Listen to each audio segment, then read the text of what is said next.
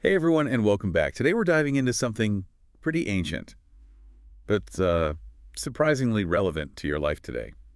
The Ten Commandments. You know those guidelines from the Bible? Get ready to see how this ancient wisdom might be more useful than you think in the 21st century. It is fascinating how these commandments delivered thousands of years ago still offer a framework for navigating the complexities of modern life. Okay, so for anyone who needs a refresher, let's quickly recap what these Ten Commandments actually are. They're basically divided into two groups. The first few focus on your relationship with the divine things, like having no other gods before the one God, avoiding idol worship, not misusing God's name, and keeping the Sabbath holy. Right. It's like setting aside dedicated time for something bigger than yourself. And then the rest of the commandments, they shift to how we treat each other. Exactly. You have honoring your parents, the prohibitions against murder, adultery, stealing, and lying. Uh-huh. And finally, one that's particularly relevant today, not coveting what belongs to others. You mean like resisting that urge to scroll through social media and compare ourselves to everyone else's highlight reel? Talk about timeless wisdom. Precisely. That's exactly the kind of modern-day application we're talking about. Even though these commandments originated in a specific religious context, the core principles resonate far beyond that. So let's break down how some of these ancient ideas actually play out in our lives today. I'm really curious to hear your take on the whole Sabbath concept. In our always-on culture, is it even possible to truly unplug and recharge? It's definitely more challenging, Yeah. but that's precisely why it's so important. The commandment to keep the Sabbath holy wasn't just about religious observance. It was about recognizing the need for rest and rejuvenation, both for individuals and for society as a whole. So we're not talking about literally observing the Sabbath in the traditional sense, right? Yeah. It's more about finding ways to apply that principle of rest and reconnection to our modern lives. Exactly. Think about it in a world where we're constantly bombarded with information, demands and distractions. Taking time to unplug and recharge is essential for our mental, emotional, and even physical well-being. So instead of viewing it as a religious rule, we can see it as a valuable tool for self-care and even productivity. I love that. It's like hitting the reset button on our overloaded systems. Precisely. Whether it's a digital detox, spending time in nature, pursuing a creative hobby, or simply enjoying quiet time for reflection, carving out that space for yourself can be incredibly restorative. And I bet that sense of renewal can then ripple out into other areas of our lives, including our relationships with others, which, as we've seen, is a major theme in the Ten Commandments. You've hit on a crucial point. While taking care of ourselves is important, these commandments also highlight the significance of nurturing healthy connections with others. After all, we don't exist in isolation. That makes total sense. We're social creatures, and the quality of our relationships has a huge impact on our overall well-being. Absolutely.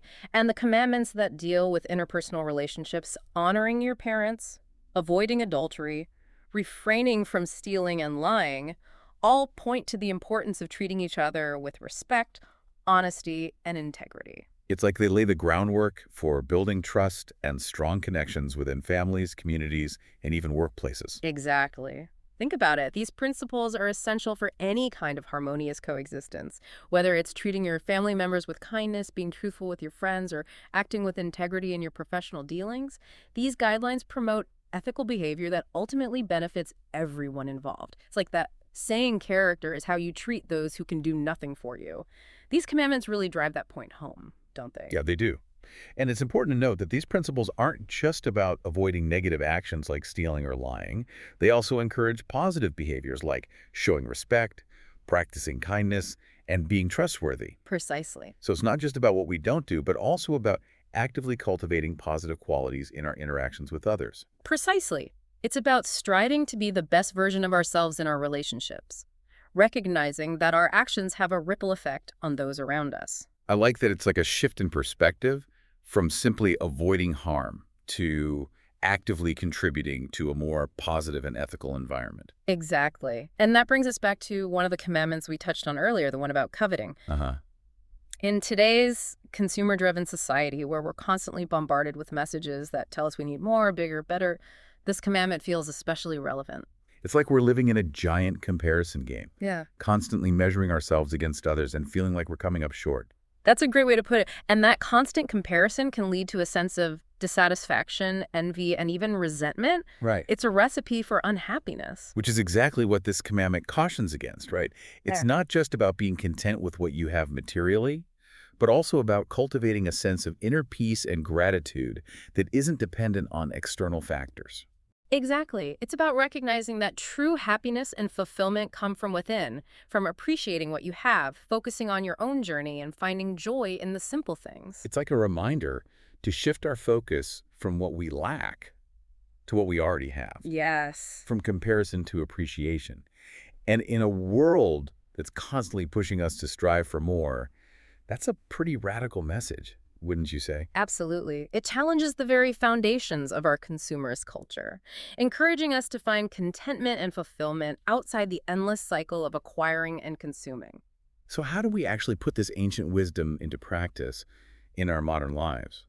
It's easy to agree with these principles in theory, but how do we translate them to tangible actions? That's the key question, isn't it? And the answer lies in making conscious choices, both big and small, that align with these So values. it's not about trying to live exactly like people did thousands of years ago. It's about taking those timeless principles and finding ways to integrate them into our 21st century routines and habits.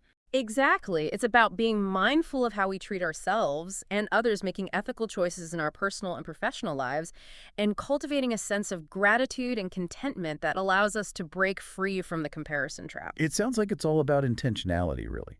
Making deliberate choices that reflect the values we want to embody. You've hit the nail on the head. It's about living with intention, aligning our actions with our values, and striving to create a more fulfilling and ethical life for ourselves and those around us.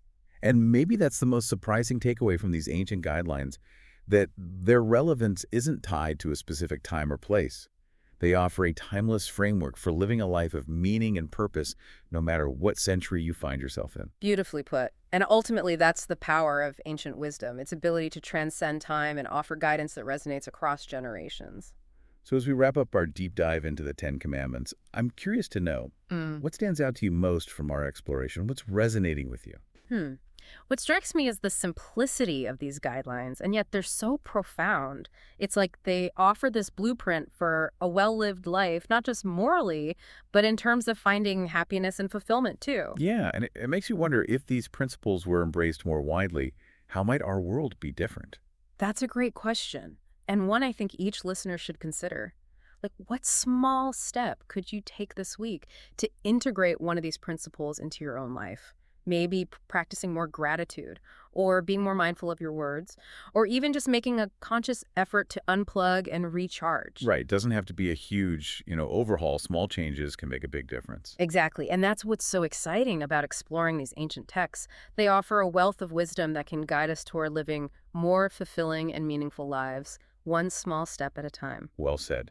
And that's a wrap on this episode of The Deep Dive. We hope you found this exploration of the Ten Commandments insightful, and maybe even a little inspiring. Until next time, keep seeking, keep questioning, and keep diving deep. We'll be back soon with another fascinating exploration.